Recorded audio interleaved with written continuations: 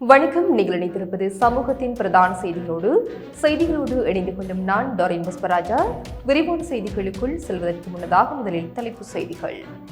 உயிர்த்த ஞாயிறு சதி சுரேஷாலே பயங்கரவாத தடை சட்டத்தின் கீழ் கைது 72 மணி நேர தடுப்பு காவலில் விசாரணை.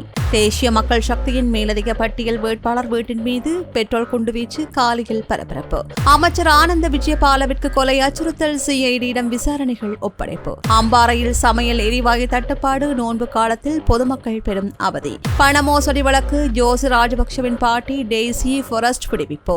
மன்னாரில் பிஎஸ்டிஏ சட்டத்திற்கு எதிராக பாரிய கையெழுத்து போராட்டம், மக்கள் ஒருமித்த குரல். சம்பள குறைப்பு மற்றும் கொடுப்பனவு பிரச்சினைகளை முன்வைத்து தென்கிழக்கு பல்கலைக்கழக ஊழியர்கள் பாரிய போராட்டம்.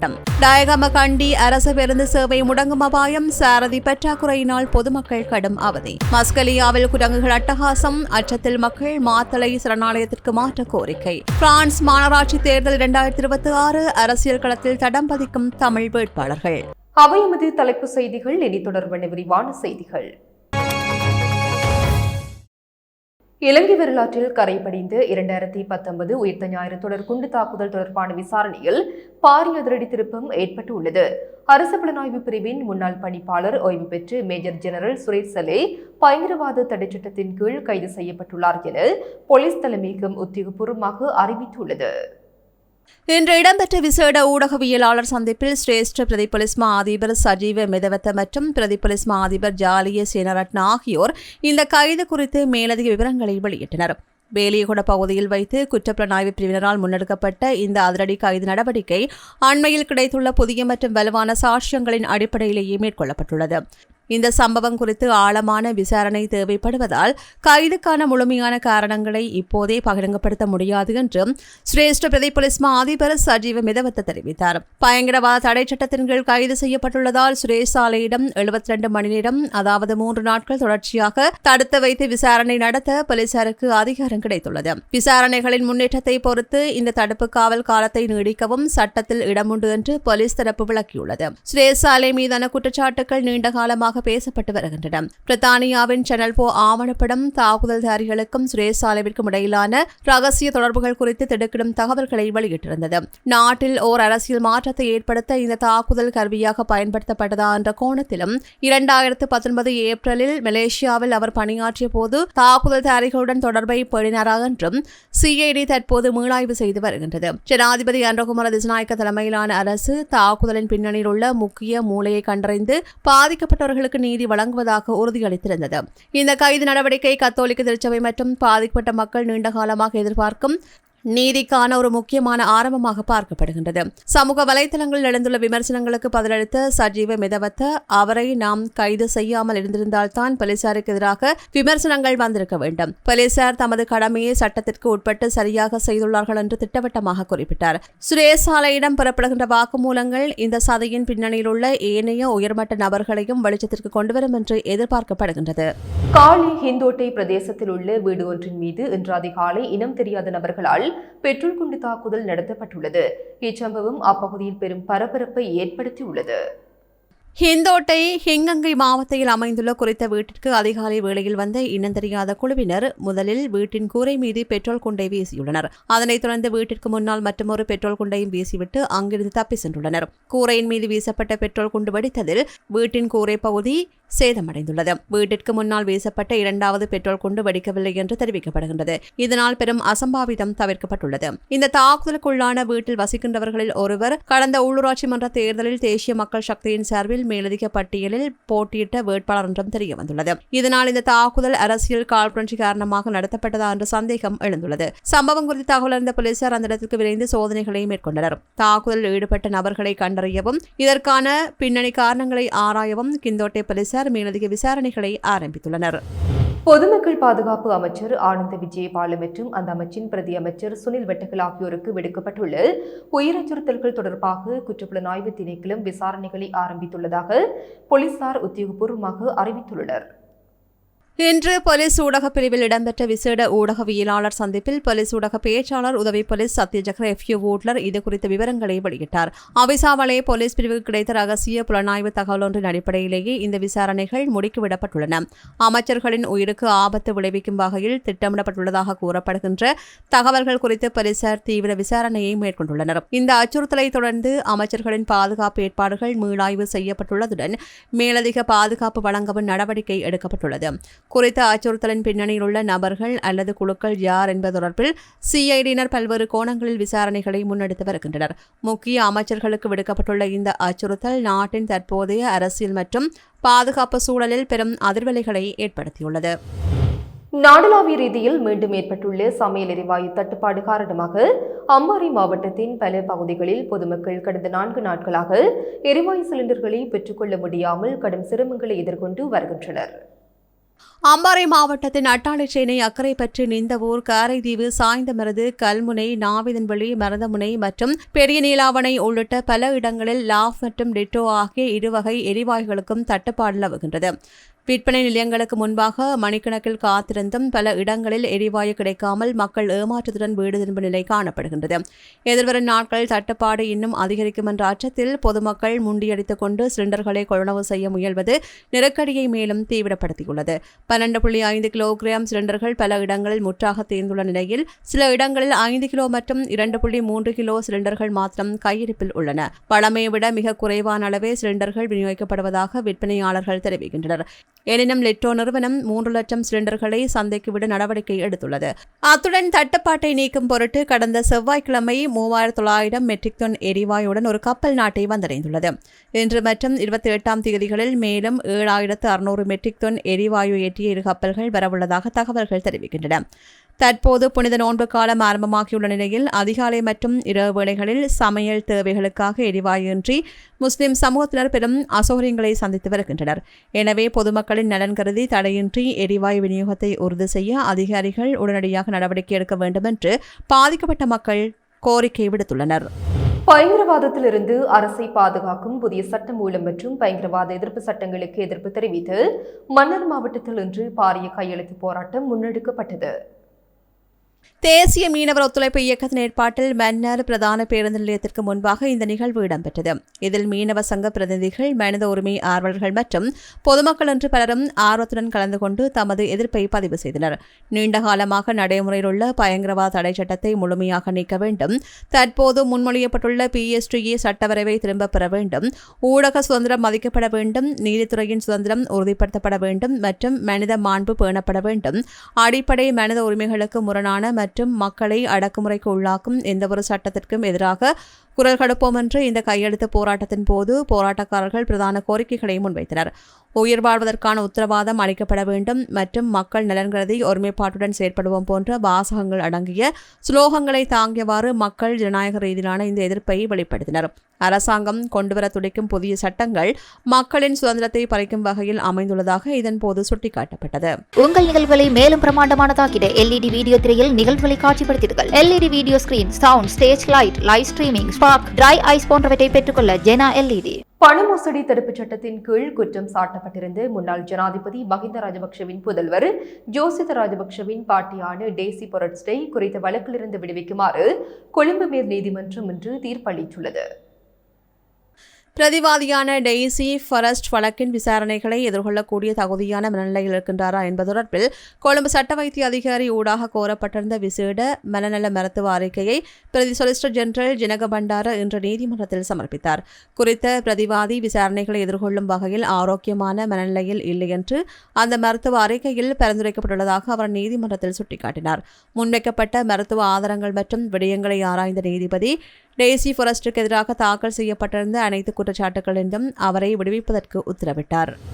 டயகவ நகரிலிருந்து தலவாக்கலை நாவலப்பட்டி ஊடாக கண்டி வரை பயணிக்கும் அரசு பேருந்து சேவை ஊழியர் பற்றாக்குறை காரணமாக தடைப்படும் நிலைக்கு தள்ளப்பட்டுள்ளதால் பொதுமக்கள் பெரும் கவலை வெளியிட்டுள்ளனர். தினமும் அதிகாலை 5:30 மணிக்கு டயகம நகரிலிருந்து புறப்படுகின்ற இந்த பேருந்து காலை 10:30 மணியளவில் கண்டி நகரை சென்றடையும். மீண்டும் மாலையில் அங்கிருந்து புறப்பட்டு இரவு 7 மணிக்கு டயகமவை வந்தடையும். இந்த நேரடி பேருந்து சேவை மாணவர்கள் மற்றும் ஆசிரியர்கள் நாவலப்பட்டி, கம்பளை, பேராதனை மற்றும் கண்டி ஆகிய பகுதிகளில் உள்ள போதனா வைத்தியசாலைகளுக்கு சிகிச்சைக்கு செல்கின்ற நோயாளிகள், அரசு ஊழியர்கள் என்று மிகவும் அத்தியாவசியமானவர்களுக்கு தேவையானதாக உள்ளது. இதுகுறித்து நாவலப்பட்டி அரசு பேருந்து நிலைய அதிகாரிகளிடம் வினவிய போது சாரதி பற்றாக்குறை காரணமாக இந்த பேருந்து சேவையை தொடர்ச்சியாக முன்னெடுப்பதில் சிக்கல் நிலவுவதாக தெரிவித்துள்ளார். தற்போது நிலவுகின்ற பொருளாதார சூழலில் தனியார் போக்குவரத்து செலவுகள் அதிகமாக இருப்பதால் இந்த அரசு பேருந்து சேவையை மக்கள் பெரிதும் நம்பியுள்ளார்கள். எனவே மாற்று ஏற்பாடுகளை செய்தாவது இந்த சேவையை தடையின்றி முன்னெடுக்க போக்குவரத்து அதிகாரிகள் நடவடிக்கை எடுக்க வேண்டும் என்று அந்த பகுதி மக்கள் கோரிக்கை விடுத்துள்ளனர். பல்கலைக்கழக ஊழியர்களின் நீண்டகால கோரிக்கைகளை நிறைவேற்ற அரசாங்கம் தவறி வருவதை கண்டித்து தென்கிழக்கு பல்கலைக்கழக ஊழியர் சங்கத்தின் ஏற்பாட்டில் இன்று பல்கலைக்கழக நிர்வாக கட்டடம் முன்பாக மதிய இடைவெளியில் பாரிய எதிர்ப்பு போராட்டம் ஒன்று முன்னெடுக்கப்பட்டது. அனைத்து பல்கலைக்கழக தொழிற்சங்கங்களின் கூட்டுக்குழுவின் தீர்மானத்திற்கு அமைய தென்கிழக்கு பல்கலைக்கழக ஊழியர் சங்கத்தின் தலைவர் CMA முனாஷ் தலைமையில் இந்த போராட்டம் இடம்பெற்றது. சங்கத்தின் செயலாளர் MM ஹாமில் போராட்டத்தை ஒருங்கிணைத்தார். கடந்த 21 மற்றும் 22ஆம் தேதிகளில் இடம்பெற்ற இணையவழி கலந்துரையாடல்கள் எடுக்கப்பட்ட முடிவுகளின் அடிப்படையில் இந்த போராட்டம் நாடளாவிய ரீதியில் முன்னெடுக்கப்பட்டு வருகின்றது. சம்பளம், கொடுப்பனவுகள், ஓய்வூதிய நலன்கள் மற்றும் நியமன நடைமுறைகள் நிலவுகின்ற முறைகேடுகளுக்கு அரசாங்கம் உடனடியாக தீர்வு வழங்க வேண்டும் என்று ஊழியர்கள் இதன்போது வலியுறுத்தினர். போராட்டத்தில் கலந்து கொண்ட ஊழியர்கள் பின்வரும் 4 முக்கிய கோரிக்கைகளை முன்வைத்தனர். அரசு சேவைக்கும் பல்கலைக்கழக சேவைக்கும் இடையில் நிலவிய பழைய சம்பள விகிதத்தை மீண்டும் அமுல்படுத்தல், 45% 36% குறைக்கப்பட்ட கொடுப்பனவை ஏற்கனவே இணங்கியபடி 75% உயர்த்தல், தவறான விளக்கங்களின் அடிப்படையில் ரத்து செய்யப்பட்ட விசேட கொடுப்பனவுகளை மீண்டும் வழங்குதல், ஜனாதிபதியின் அறிவிப்பிற்கு இணங்க மேலதிக நேர கணக்கீட்டை திருத்தி அமைத்தல் என்று கோரிக்கைகள் முன்வைக்கப்பட்டன. இவை தவிர தையல் கூலி, கடன் எல்லைகளை அதிகரித்தல், வெளிப்படையான நியமன நடைமுறைகள் மற்றும் ஓய்வூதிய சமூக பாதுகாப்பு போன்ற கோரிக்கைகளும் முன்வைக்கப்பட்டன. இந்த தொழிற்சங்க போராட்டத்தின் அடுத்த கட்ட நடவடிக்கைகள் குறித்து இறுதி முடிவுகளை எடுப்பதற்காக எதிர்வரும் மார்ச் மாதம் அன்று கொழும்பில் விசேட சந்திப்பு ஒன்றும் இடம்பெறவுள்ளதாக தெரிவிக்கப்படுகின்றது. அரசாங்கம் தமது நியாயமான கோரிக்கைகளுக்கு செவிசாய்க்காவிட்டால் பல்கலைக்கழகங்களின் ஒட்டுமொத்த செயற்பாடுகளையும் முடக்கும் வகையில் தொடர்ச்சியான போராட்டங்களில் ஈடுபட தயங்க மாட்டோம் என்று ஊழியர் சங்க பிரதிநிதிகள் இதன்போது எச்சரிக்கை விடுத்துள்ளனர். மட்டக்களப்பு மாவட்டத்தின் அபிவிருத்தி பணிகளுக்காக இந்த ஆண்டு 733 திட்டங்களின் கீழ் 9739 மில்லியன் ரூபாய் நிதி ஒதுக்கீடு செய்யப்பட்டுள்ளதாக மட்டக்களப்பு மாவட்ட அபிவிருத்தி குழுவின் தலைவரும் அமைச்சருமான சுனில் ஹந்தனெத்தி அறிவித்துள்ளார். மாவட்ட செயலகத்தில் நடைபெற்ற விசேட திட்டமிடல் கூட்டத்தில் கலந்து கொண்டு உரையாற்றும் போதே அவர் இதனை தெரிவித்தார். மாவட்ட அரசாங்க அதிபர் JS அருள்ராஜ் தலைமையில் நடைபெற்ற இக்கூட்டத்தில் பிரதேச செயலாளர்கள் மற்றும் திணைக்கள தலைவர்கள் பலரும் கலந்து கொண்டனர். மத்திய அமைச்சு, மாகாண சபை மற்றும் வெளிநாட்டு நிதி உதவிகளின் கீழ் பல்வேறு திட்டங்கள் முன்னெடுக்கப்பட உள்ளன. இதில் குறிப்பாக முந்தனியாறு திட்டம் மற்றும் கிரான்புலி பாய்ந்தகல் வீதி ஊடான பாலம் அமைத்தல், துறை சார்ந்த ஏனைய உள்கட்டமைப்பு வசதிகளை மேம்படுத்தல், சீரற்ற காலநிலையால் பாதிக்கப்பட்ட விவசாயிகள் எதிர்கொண்ட சவால்கள் குறித்து இக்கூட்டத்தில் விரிவாக ஆராயப்பட்டது. அறுவடை செய்த நெல்லை காய வைப்பதில் உள்ள சிரமங்களை போக்க ஒவ்வொரு பிரதேச செயலாளர் பிரிவுகளிலும் நெல் காய வைக்கும் இயந்திரங்கள் மற்றும் புதிய களஞ்சிய சாலைகளை அமைப்பதற்கு அமைச்சர் உத்தரவிட்டுள்ளார். மட்டக்களப்பு நகர் மற்றும் அதனை சூழவுள்ள பகுதிகளில் அதிகரித்துள்ள ஜானிகளின் அச்சுறுத்தலை கட்டுப்படுத்த வன ஜீவராசிகள் திணைக்களம் உடனடி நடவடிக்கை எடுக்க வேண்டும் என பணிப்புரை வழங்கப்பட்டது. இதற்காக வாகன தேவைகளை பிரதேச சபைகளூடாகவோ அல்லது வாடகை அடிப்படையிலோ பெற்றுக்கொள்ள அனுமதி வழங்கப்பட்டது. ஒதுக்கப்பட்டுள்ள நிதியை பயன்படுத்தி அனைத்து அபிவிருத்தி திட்டங்களையும் மிக விரைவாகவும் தரமாகவும் நிறைவு செய்ய அதிகாரிகள் அர்ப்பணிப்புடன் செயல்பட வேண்டும் என அமைச்சர் சுனில் ஹந்தனெத்தி வலியுறுத்தினார். கூட்டத்தின் நிறைவில் ஊடகவியலாளர்கள் சந்திப்பை நடத்திய அமைச்சர் மாவட்டத்தின் எதிர்கால திட்டங்கள் குறித்து மேலதிக விவரங்களையும் பகிர்ந்து கொண்டார். மஸ்கெலியா பிரதேச சபைக்கு உட்பட்டு பல்வேறு பகுதிகளில் கடந்த சில மாதங்களாக குரங்குகளின் தொல்லை கட்டுக்கிடங்காமல் அதிகரித்துள்ளதால் பொதுமக்களின் இயல்பு வாழ்க்கை முற்றாக பாதிக்கப்பட்டுள்ளது. நல்லதண்ணி வன ஜீவராசிகள் பிரிவுக்கு உட்பட்டு மஸ்கெலியா நகர், மெக்கா தோட்டம், எடம்பிக்ஸ் தோட்டம், நல்லதண்ணி நகர், லக்சபான தோட்டம், ட்ரக்காடி கிராமம் மற்றும் மறை தோட்டம் ஆகிய பகுதிகளில் ஆயிரக்கணக்கான குரங்குகள் கூட்டம் கூட்டமாக படையெடுத்து வருகின்றன. குடியிருப்புக்குள் அத்துமீறி நுழையும் குரங்குகள் சமைத்த உணவுகள் மற்றும் உலருணவு பொருட்களை தூக்கி செல்வதுடன் துணிகள் மற்றும் பாடசாலை மாணவர்களின் காலணிகளையும் சேதப்படுத்தி எடுத்து செல்கின்றன. வீட்டின் கூரைகளை உடைத்துக் கொண்டு உள்ளே நுழையும் குரங்குகளால் சொத்துக்கள் சேதமடைகின்றன. அவற்றை விரட்ட முயன்றால் கடிக்க பாய்கின்றன. வருகின்றன. வளர்ப்பு நாய்களையும் இவை விட்டு வைப்பதில்லை என அப்பகுதி மக்கள் கவலையுடன் தெரிவிக்கின்றனர். குடியிருப்பு பகுதிகளை தாண்டி விவசாய நிலங்களிலும் இந்த குரங்குகள் பெருமழிவை ஏற்படுத்தி வருகின்றன. மரக்கறி பயிர்களை நாசம் செய்வதால் வாழ்வாதாரத்தை நம்பியுள்ள விவசாயிகள் பெரும் நட்டத்தை எதிர்கொண்டுள்ளனர். குரங்குகளின் ஆக்ரோஷமான நடவடிக்கைகளால் வீடுகளில் சிறுவர்கள் மற்றும் நோயாளிகளை தனியாக விட்டு செல்ல முடியாத ஒரு பீதி நிலவுகின்றது. பகல் மற்றும் இரவு வேளைகளில் குரங்குகள் குடியிருப்புகளையே தங்குமிடமாக கொண்டுள்ளதால் மக்கள் மிகுந்த மன உளைச்சலுக்கு ஆளாகியுள்ளனர். இந்த விவகாரம் தொடர்பாக பொறுப்பு வாய்ந்த அதிகாரிகள் உடனடியாக தலையிட வேண்டும் என பிரதேச மக்கள் வலியுறுத்துகின்றனர். குறிப்பாக மாத்தளை பகுதியில் ஆரம்பிக்கப்பட்டுள்ள வானர சரணாலயத்திற்கு மஸ்கலிய பகுதியில் உள்ள இந்த குரங்குகளை பிடித்துக் கொண்டு செல்ல நடவடிக்கை எடுக்குமாறு அவர்கள் கோரிக்கை விடுத்துள்ளனர். கிணிகத்தேனை நோட்டன் வீதியில் தியக்கலை மற்றும் கடவளை பகுதிகளுக்கு இடைப்பட்ட பகுதியில் பொதுமக்களின் பாவனைக்காக அமைக்கப்பட்ட நீர்க்குழாய் தனியார் உணவகம் ஒன்றினால் ஆக்கிரமிக்கப்பட்டுள்ளதாக அப்பிரதேச மக்கள் மற்றும் பயணிகள் குற்றம் சுமத்துகின்றனர். கடந்த 2016 ஆண்டு இப்பகுதியில் ஏற்பட்டு பாரிய மண் சரிவை தொடர்ந்து வீதி புனரமைக்கப்பட்டது.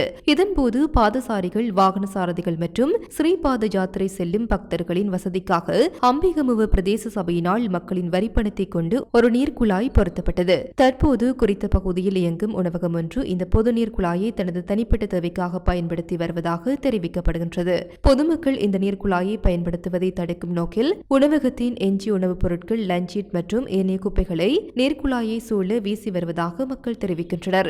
உள்நாட்டு, வெளிநாட்டு சுற்றுலா பயணிகள் மற்றும் சாரதிகள் இளைப்பாறை நீரருந்தும் இடமாக இருந்த இப்பகுதி தற்போது குப்பைகளால் முகம் சுளிக்கும் வகையில் காட்சியளிக்கின்றது. இப்பகுதியில் வீசப்படும் பொலித்தீன், பிளாஸ்டிக் போத்தல்கள் மற்றும் கழிவுகள் மழைக்காலங்களில் கழனி கங்கை அல்லது மகாவலி கங்கையை சென்றடையும் அபாயம் ஏற்பட்டுள்ளது. இதனால் பாரிய அளவிலான சுற்றுச்சூழல் மாசு ஏற்படும் என சமூக ஆர்வலர்கள் எச்சரிக்கின்றனர். பொதுமக்களின் தேவைக்காக அமைக்கப்பட்ட ஒரு திட்டத்தை தனியார் ஒருவர் தனது லாபத்திற்காக ஆக்கிரமிக்க பிரதேச சபை அனுமதி வழங்கியது எப்படி என பாதிக்கப்பட்ட மக்கள் கேள்வி எழுப்புகின்றனர். அம்பிகமுவ பிரதேச சபை மற்றும் சம்பந்தப்பட்ட அதிகாரிகள் உடனடியாக இவ்விடத்தில் தலையிட வேண்டும் எனவும் பொதுநீர் குழாயை மீண்டும் மக்களின் பயன்பாட்டிற்கு விடுவிப்பதோடு குப்பைகளை கொட்டி சூழலை மாசுபடுத்தும் உணவகத்தின் மீது சட்ட நடவடிக்கை எடுக்க வேண்டும் எனவும் கோரிக்கை விடுக்கப்பட்டுள்ளது.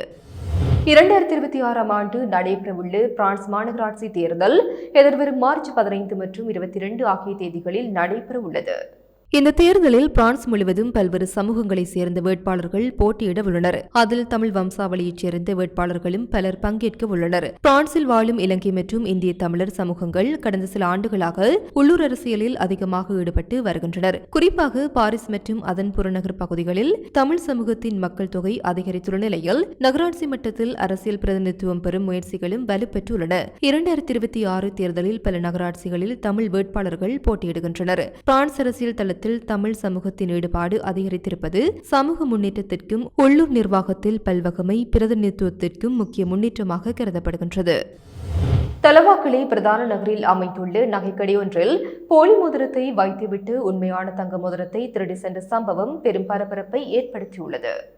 நேற்று இடம்பெற்ற இச்சம்பவம் குறித்து தெரிய வருவதாவது, குறித்த நபர் நகை வாங்குபவர் போல கடைக்குள் நுழைந்துள்ளார். நீண்ட நேரமாக பல்வேறு நகைகளை பார்த்துக் கொண்டிருந்த அவர் கடை உரிமையாளர் மற்றும் ஊழியர்களின் கவனத்தை திசை திருப்பியுள்ளார். அந்த சந்தர்ப்பத்தில் தான் கையில் மறைத்து வைத்திருந்து போலியான ஒரு மோதிரத்தை காட்சி பெட்டியில் வைத்துவிட்டு அங்கிருந்த சுமார் 50,000 ரூபாய் பெறுமதியுடைய உண்மையான தங்க மோதிரத்தை லாவகமாக திருடி மறைத்துள்ளார். பின்னர் நகைகள் பிடிக்கவில்லை, மீண்டும் ஒரு நாளில் வந்து வாங்குகின்றேன் என்று கூறிவிட்டு அங்கிருந்து தப்பி சென்றுள்ளார். அவர் சென்ற பிறகு நகைகளை சரிபார்த்த ஊழியர்கள் மோதிரம் ஒன்று மாறுபட்டிருப்பதை கண்டு அதிர்ச்சி அடைந்தனர். உடனடியாக கடையில் இருந்து கண்காணிப்பு கேமரா பதிவுகளை ஆய்வு செய்த போது அந்த நபர் மிக நூதனமான முறையில் போலி மோதிரத்தை வைத்துவிட்டு அசல் மோதிரத்தை திருடி சென்றது உறுதியானது.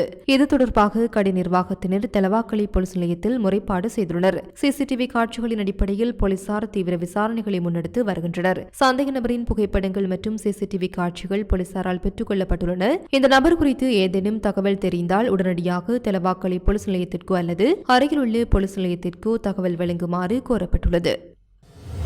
இத்துடன் சமூகத்தின் பிரதான செய்திகள் நிறைவு பெறுகின்றன. தொடர்ந்தும் சமூகத்தோடு இணைந்திருங்கள்.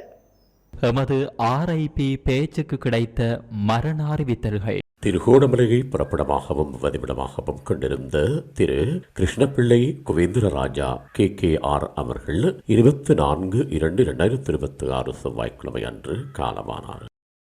கம்பளை உணம்புவ உணுகலவத்தையை பிறப்பிடமாகவும் வதிவிடமாகவும் கொண்டிருந்த திரு நாகலிங்கம் தினேஷ் அவர்கள் 20/2/2026 வெள்ளிக்கிழமை அன்று காலமானார். யாழ்ப்பாணம் வல்வெட்டித்துறை மருந்தளவை பிறப்பிடமாகவும் டொரண்டோவை வதிவிடமாகவும் கொண்டிருந்த திரு ராசா மனோகரதாஸ் அவர்கள் 24/2/2026 செவ்வாய்க்கிழமை அன்று காலமானார். மட்டக்களப்பு அம்பலாந்துறையை பிறப்பிடமாகவும் வதிவிடமாகவும் கொண்டிருந்த திரு கந்தசாமி சசிகரன் அவர்கள் 24/2/2026 செவ்வாய்க்கிழமை அன்று காலமானார். மேலே அறிவிக்கப்பட்ட அனைத்து மரண அறிவித்தல்களின் இறுதிக்கிரியை விவரங்களை அறிந்து கொள்ள RIPpage.com பார்வையிடுங்கள். இதற்கான லிங்க் கீழே இருக்கும் டிஸ்கிரிப்ஷனில் பார்வையிடலாம். இது போன்ற செய்திகளை தெரிந்து கொள்ள சமூகம் நியூஸ் சேனலை சப்ஸ்கிரைப் செய்து அருகில் உள்ள பெல் பட்டனை கிளிக் செய்யுங்கள். மேலும் இது போன்ற செய்திகளை உடனுக்குடன் தெரிந்து கொள்ள சமூகமீடியா.com என்ற இணையதளத்தின் வாயிலாகவும் எங்களுடன் இணைந்திருங்கள்.